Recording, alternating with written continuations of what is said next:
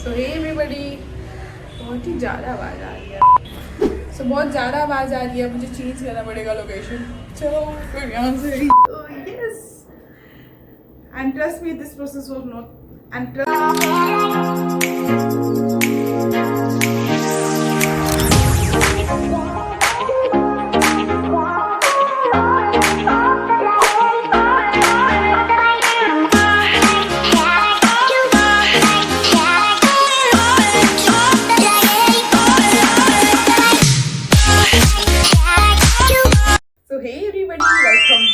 Channel. तो कैसे हो आप लोग? आई होप अच्छे होंगे। तो आज का वीडियो होने वाला है थोड़ा सा डिफरेंट, बिकॉज मैं आपको अपनी प्लेसमेंट की जर्नी शेयर करने जा रही हूँ। एंड ऑनेस्टली किसी ने मुझे फर्स्ट ईयर में बोला होता that you will be get placed in a core company like Havells with 8.5 CTC, so definitely I would love and said यार ये मुझसे नहीं होगा। So जब मैं फर्स्ट ईयर में आई थी, that time I was not too sorted, focused and super confident. उस समय लेजिट मुझे ये भी नहीं पता था कि इंजीनियरिंग में क्या करना होता है एंड मुझे आगे क्या करना है। मेरे कोई प्लान्स नहीं थे, मेरे कोई डिसीजन नहीं थी, मेरे कोई गोल डिसाइड नहीं थे, कुछ भी क्लियर नहीं था मुझे। मैं भी हर एक फ्रेशर की तरह बहुत ज़्यादा एक्साइटेड थी एंड कंफ्यूज थी, एंड मैं भी हर एक बच्चे की तरह नए लोग, नए इन्वायरमेंट एंड नई एक्सपेक्टेशन को एडजस्ट कर रही थी। एंड मुझे खुद नहीं पता था कि मुझे आगे क्या करना है। फिर मेरा सेकेंड ईयर में ब्रांच चेंज हुआ और मैं मैकेनिकल से इलेक्ट्रिकल में आ गई। एंड ट्रस्ट मी, इनके बाद से सब सीरियस हो गया एंड मुझे अब बहुत सारे कंफ्यूजन एंड डाउट्स आने लगे कि अब मुझे क्या करना है। इलेक्ट्रिकल ऑलरेडी टफ ब्रांच होती है एंड मुझे जब भी मैं सब्जेक्ट्स एंड कॉन्सेप्ट पढ़ रही होती थी तो मुझे खुद पे ही डाउट होता था कि कहीं मैंने गलत डिसीजन तो नहीं ले लिया, अननेसेसरीली अपनी चीज़ों को टफ तो नहीं कर दिया। उस समय जब हमारी ब्रांच चेंज हुई थी तो हमें बस ऑलमोस्ट 15 डेज ही मिले थे। हमारा माइनर था एंड देन मेजर था तुरंत, और हमें प्रिपेयर करना था। और उस समय बहुत ज़्यादा डर लग रहा था क्योंकि मुझे कुछ भी नहीं पता था इलेक्ट्रिकल का, क्योंकि फर्स्ट ईयर में मैंने कुछ पढ़ा ही नहीं था। जो कोड थे वो पूरे ढीले ढाले, कुछ नहीं समझ में आ रहा है एंड डायरेक्ट हम जब आते हैं तो हमें एग्जाम्स देना पड़ रहा है। तो उस समय बहुत ज़्यादा प्रॉब्लम हुआ था हमें। एंड उस समय मुझे लगा था कि क्या होगी, CG और नीचे ना चली जाए, मेरी बैक ना लग जाए, बहुत सारे डाउट्स थे। बट मैंने कर लिया एंड मेरी अच्छी CGPA बन गई। फिर आता है second year and third year का वही वाला पार्ट जब हम सब बहुत ज़्यादा कंफ्यूज होते हैं। एंड उस समय सबसे बड़ा यही कंफ्यूजन था कि आगे अब मुझे क्या करना है। एंड लेजिट उस समय तक मैं बिल्कुल क्लियर नहीं थी कि मुझे क्या करना है।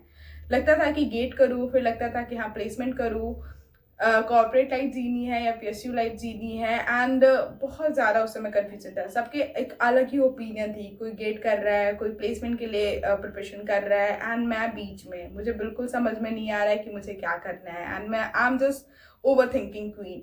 और उस समय कोई भी नहीं था जो मुझे डायरेक्शन दे पाए कि हाँ मुझे क्या करना है। थोड़ा खुद को टाइम दिया, सोचा समझा एंड मैंने ये डिसाइड किया एक सिंपल स्टेप कि ठीक है मैं प्लेसमेंट एंड गेट को दोनों प्रिपेयर करूँगी। मैंने ये सोचा कि अगर मैं गेट का प्रिपरेशन करूंगी तो ऑटोमेटिकली मेरा कोर सब्जेक्ट स्ट्रॉन्ग हो जाएंगे एंड मेरी प्लेसमेंट की प्रिपरेशन हो ही जाएगी। सो मैं उसको उतना बैलेंस नहीं कर पाई आई गेस, बट हाँ मैंने ट्राई किया एंड आई थिंक कभी कभी ट्राई करना भी इनफ होता है। एंड आई थिंक वो मेरे लिए अच्छा डिसीजन था क्योंकि मुझे दोनों चीज़ें समझ में आ रही थी एंड मुझे क्लियरिटी मिलती जा रही थी कि हाँ मुझे आगे क्या करना है। ऐसा नहीं था कि फाइनल ईयर में मैं डिसाइड कर रही हूँ कि नहीं मुझे गेट करना है या मुझे प्लेसमेंट की तरफ जाना है। अब मैं अपने दोनों जगह इनपुट दे रही थी और फिर मुझे ऐसा लगा कि मुझे शायद फाइनल ईयर में ये क्लियर हो जाए कि मैं किस में अच्छा कर सकती हूँ। हर दिन अच्छा नहीं जा रहा था, मैं प्रिपेयर भी कर रही थी, कभी नहीं कर रही थी, उतनी भी सीरियसनेस नहीं थी। और एग्जाम्स में कभी अच्छे मार्क्स आ रहे थे, कभी नहीं आ रहे थे, बहुत डिमोटिवेशन होता था। एंड बाद में आगे सोच के भी कुछ लोग बहुत सीरियस थे और मुझे तब तक कर रही थी, बट मुझे लग रहा था मैं उतना नहीं दे पा रही हूँ जितना मुझे देना चाहिए। और उस समय मुझे बहुत ज़्यादा ऐसे एंजाइटी होती थी एंड बहुत ज़्यादा ऐसे सबको देख के ना फील होता था कि मैं कुछ लैक ना कर जाऊँ, मैं कुछ ऐसा ना हो कि मैं गलत ट्रैक पे चलूँ जाऊँ, मैं गलत डायरेक्शन में जा रही हूँ, मुझसे वो चीज़ हो भी नहीं पा रही और मैं उसको कर रही हूँ। तो ये बहुत सारे डाउट्स जो मुझे लगता है सबके मन में आते हैं एंड मैं भी उस फेज से गुजर रही थी। बट हाँ समवेयर आई ऑल्सो न्यू कि अगर मुझे कुछ अच्छा करना है या सीखना भी है या जानना भी है तो मुझे कंफर्ट जोन से बाहर आना पड़ेगा, मुझे करते रहना पड़ेगा, पढ़ते रहना पड़ेगा, या हर एक चीज़ें मतलब एडजस्ट करनी पड़ेगी ताकि मुझे अपना आंसर मिल सके कि हाँ एक्चुअली में मुझे क्या चाहिए। सो मैंने वो चीज़ की, मैंने होप कभी भी नहीं खोई। फिर प्लेसमेंट सीजन आया, जब हम 7th सेमेस्टर में आए उस समय भी बहुत ज़्यादा टेंशन था कि हाँ अब मैं फाइनल ईयर में आ गई हूँ एंड अभी तक क्या हो गया, मेरी प्लेसमेंट नहीं लगी। तो मतलब बहुत सारे डाउट्स ऐसे आने लगे, क्योंकि लास्ट ईयर बहुत अच्छे अच्छे सीनियर्स की प्लेसमेंट नहीं लगी हुई थी। क्योंकि आप जब Tier 3 कॉलेज में होते हो तो एक तो सबसे पहले कोर कंपनीज नहीं आती है ज़्यादा, उसके बाद आने के बाद भी किसी की प्लेसमेंट नहीं लग पा रही है, किसी की लग जा रही है। तो वो सारी चीज़ें हमने सुनी थी एंड अब मैं खुद फाइनल ईयर में आ गई थी एंड सारी चीज़ें मेरे माइंड में चल रही थी। फिर प्लेसमेंट सीजन स्टार्ट हुआ, कंपनीज आना स्टार्ट हुई। पहले टेक की कंपनीज आती है, कोर की थोड़ी लेट आती है। फिर हम ऐसा सोचते थे यार कि कोर की कंपनी क्यों नहीं आ रही है। फिर बहुत छोटी छोटी कंपनी जिसका पैकेज 3, 4, 5 ऐसे रहता था, हमें लगता था यार क्या हुआ, हम ये नहीं भरे। हमारे कॉलेज में आई गेस मोस्टली कॉलेज में ऐसा होता है कि अगर प्लेसमेंट लग जाती है अगर अच्छे पैकेज में तो आपका ब्रैकेट लग जाता है। तो हमारे कॉलेज में कुछ ऐसा ही सीन था। फिर प्लेसमेंट सीजन स्टार्ट हुआ एंड कंपनीज आना स्टार्ट हो गई। सो पहली जो कोर कंपनी आई वो L&T, एंड गेस व्हाट, मैं पहले एज क्राइटेरिया से बाहर हो गई। उस समय मुझे बहुत ज़्यादा बुरा लगा एंड सीरियसली बहुत ज़्यादा ही बुरा लगा, क्योंकि जब मेरे आसपास सभी लोग उसकी बात कर रहे हैं, प्लेसमेंट की बात कर रहे हैं कि यार पहली कंपनी आ गई, फॉर्म भर लेते हैं, इंटरव्यू कैसे प्रिपरेशन करेंगे, XYZ, एंड आप जब साइड में खड़े रहते हो ना एंड आप कुछ भी नहीं कर पाते हो, बस सुन रहे हो, and seriously it hits differently. और उस समय मुझे बहुत ज़्यादा बुरा लगा था एंड उस समय मैंने डिसाइड किया कि बस अब जो भी आगे कंपनी आएगी ना, तुम्हें अपना 100% देना है एंड मुझे सब में निकालना है। और उसके बाद आई हेवल्स। सो सेकंड जो इलेक्ट्रिकल के लिए कंपनी आई वो हेवल्स थी एंड पहले हमने उनका ऑनलाइन असेसमेंट दिया जो कि अच्छा लगा है, वो नॉर्मल था। बट ऑब्वियसली ओवर थिंकिंग तो होती ही है, क्या होगा क्या नहीं होगा, क्योंकि अभी प्लेसमेंट हुई नहीं है।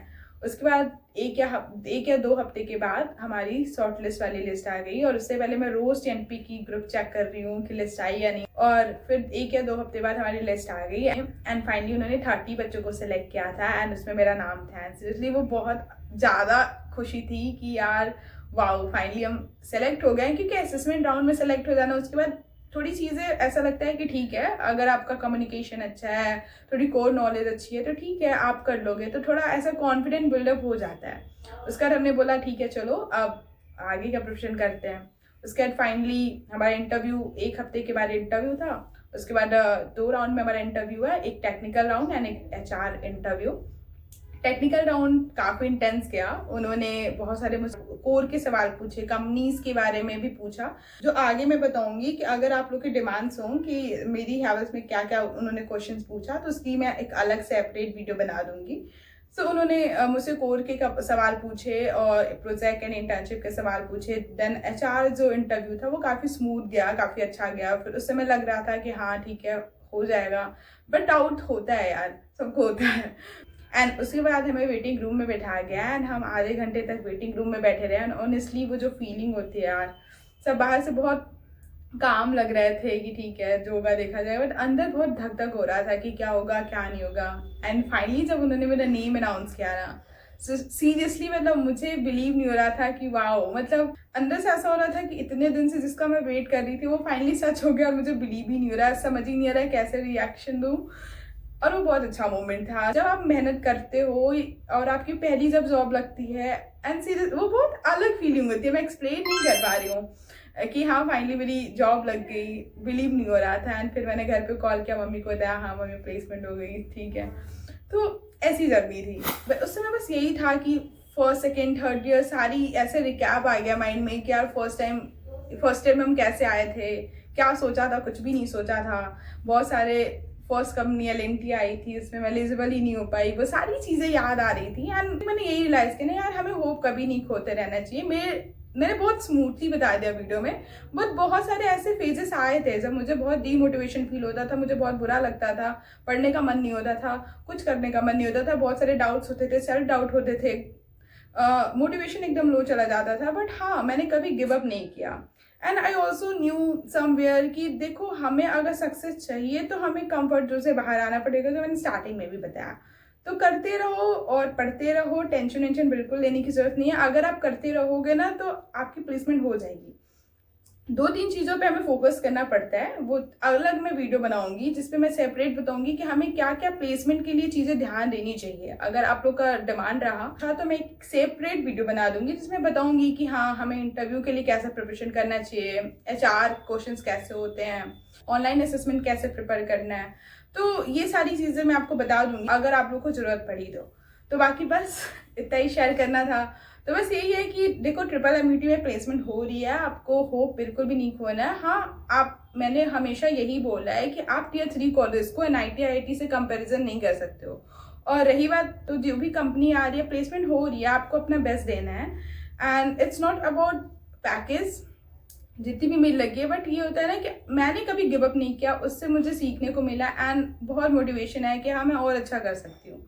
तो आपको भी कभी होप नहीं खोना है, कभी गिव अप नहीं करना है, हमेशा अपना बेस्ट देना है।